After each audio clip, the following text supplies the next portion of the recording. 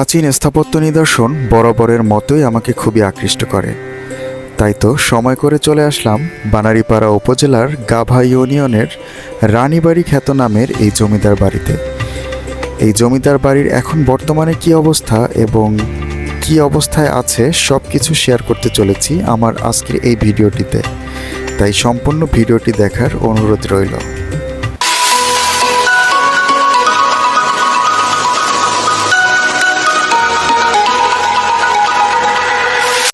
হেই everyone, আসসালামু আলাইকুম। আপনাদের সবাইকে আবারও স্বাগতম জানাচ্ছি নতুন আরেকটি ব্লগে।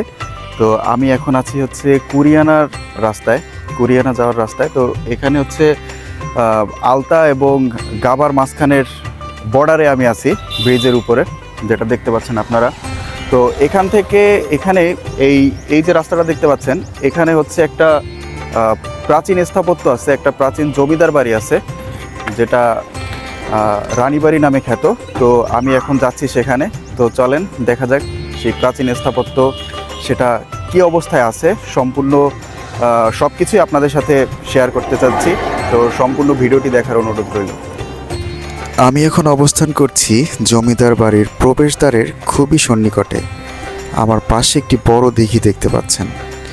এই দিঘিটি এই জমিদার বাড়িরই একটি অংশ।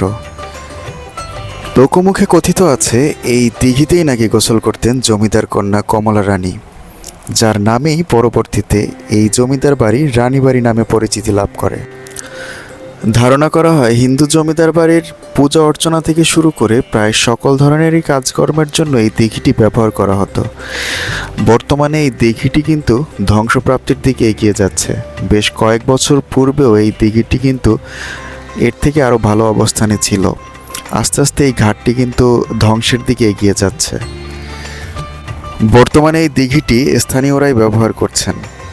তো এই দিঘিতে এসে আমি দেখতে পেলাম একদল হাঁস অবাধভাবে বিচরণ করছে এই দিঘির মধ্যে, যেটি দেখে আমার খুবই ভালো লাগলো।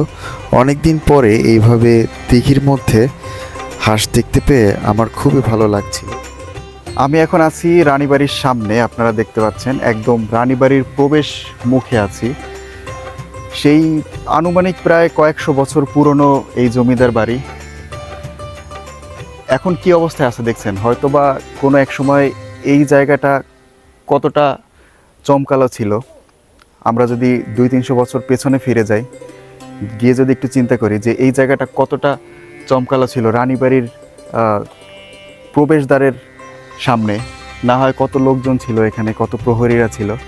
তো এখন সব কিছুই শুনশানভাবে পড়ে আছে। তো চলেন আমরা ভিতরের দিকে যাব, ভিতরের দিকে কি কি আছে চলেন দেখা যাক। এখানে ভিতরে ঢুকে আমি যা দেখতে পেলাম যে এই জমিদার বাড়িটি আস্তে আস্তে ধ্বংসের মুখে পতিত হচ্ছে। এর কারণ এখানে আশেপাশে অনেক জনবসতি গড়ে ওঠায় এই জমিদার বাড়িটিকে আস্তে আস্তে ধ্বংসের মুখে এগিয়ে দিচ্ছে।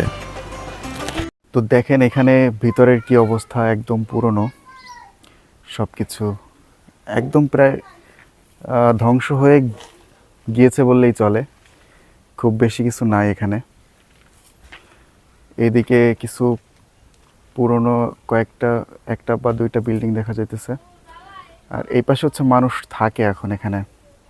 তো পরবর্তীতে এনারা এখানে বসতি করছে। তো দেখেন এক সময় কতই না দাপট ছিল এই জমিদার বাড়ির। তো আমি ভেতরের দিকে যাচ্ছি, ভেতরে খুবই অন্ধকার।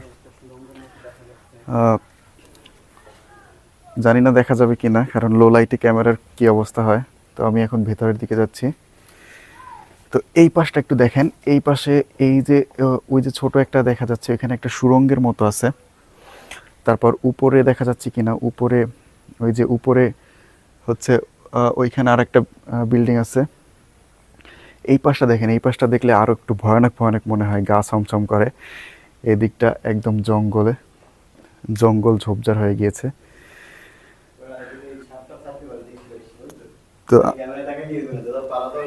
তো আমি একটু ভিতরে ঢুকতেছি। এখানে সাপ থাকার সম্ভাবনা খুবই বেশি। তো অন্ধকার, এখন মনে হয় না কিছু দেখা যাবে। ভেতরটা কিন্তু খুবই অন্ধকার। তো দেখেন রুমগুলো দেখলেই কিন্তু ভয় লাগতেছে। আমি এখন একদম অন্ধকারের জন্য হয়তোবা কিছু দেখা যাইতেছে না। তো দিনের বেলাও এখানে অন্ধকার থাকে।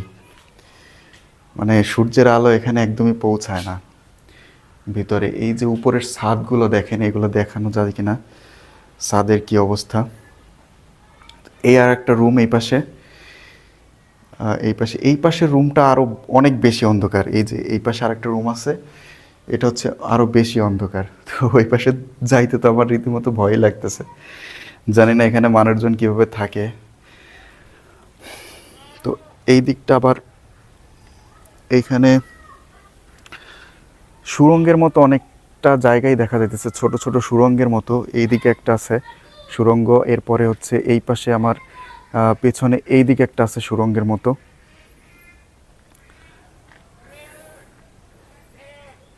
তো আসলে প্রাচীন যে রাজা জমিদারের যে বাড়িগুলো, এগুলো কিন্তু আসলে খুবই অসাধারণ কারুকার্যে দিয়ে তৈরি করতো ওই সময়, যেগুলো আপনারা এইখানে এই দিকে দেখলে বুঝতে পারবেন, দেখা যাচ্ছে কিনা যে এইখানে কিন্তু এগুলো খুবই সুন্দরভাবে ওই সময়কার রাজা জমিদাররা কিন্তু ওই সময় ডিজাইন করতো। তাহলে আমরা কত এটা বলতেই পারি যে ওই সময় আর্কিটেক্ট কিন্তু ওই সময়কাল থেকেই কিন্তু এই যে আর্কিটেকচার, যারা আর্কিটেক্ট ছিল তারা কিন্তু ওই সময় থেকেই কিন্তু খুব সুন্দরভাবে নকশা করতো, খুব সুন্দর ডিজাইন করতো।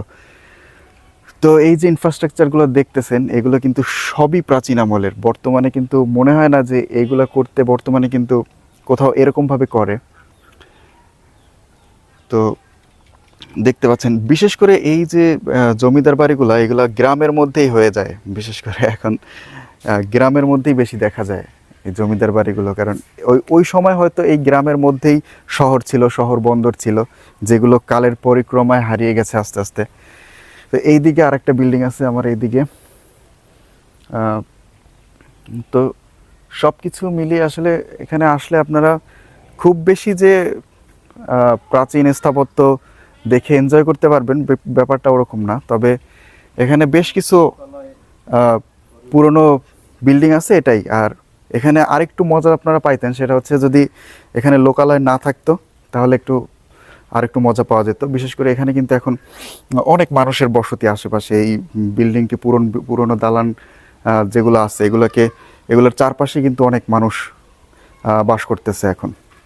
তো যে জন্য হয়তো আপনারা এখন এইভাবে এসে অতটা এনজয় করতে পারবেন না, তবে এমনি প্রাচীন স্থাপত্য দেখার জন্য কিন্তু আসতে পারেন এখানে। তো আমি এখানে আসতে আসতে অনেক লেট হয়ে গেছে। আমার বন্ধু নাইমও আসছে, ওকে এতক্ষণ দেখানো হয় নাই, যদিও আমার অনেকগুলো শর্টও নিয়ে দিছে। তো আসলে লো লাইটে খুব ভালো একটা ভিউ পাওয়া যায় না, আমাদের ক্যামেরা অ্যাক্সেসরিজও খুব বেশি আপডেটেড না, যে কারণে আমরা এখন এখান থেকে বাধ্য হয়ে এক প্রকার চলে যাইতে হইতেছে। ইচ্ছা ছিল আরও কিছু শর্ট নেয়ার, কিন্তু সেটা আসলে সম্ভব হচ্ছে না। তো এখন চলে যাচ্ছি। যদি আপনারা এইটা সম্পর্কে আরও কিছু জানতে চান বা আরও কিছু দেখতে চান, বা আমাদের এই বানারীপাড়াতে প্রাচীন স্থাপত্য সম্পর্কে জানতে চান, যে কোথায় কোথায় প্রাচীন স্থাপত্যগুলো আছে সেগুলো দেখতে চান, তাহলে কমেন্টে জানাতে পারেন। তো আজকের ব্লগটা এই পর্যন্তই। তো সবাই ভালো থাকবেন। আসসালামু আলাইকুম।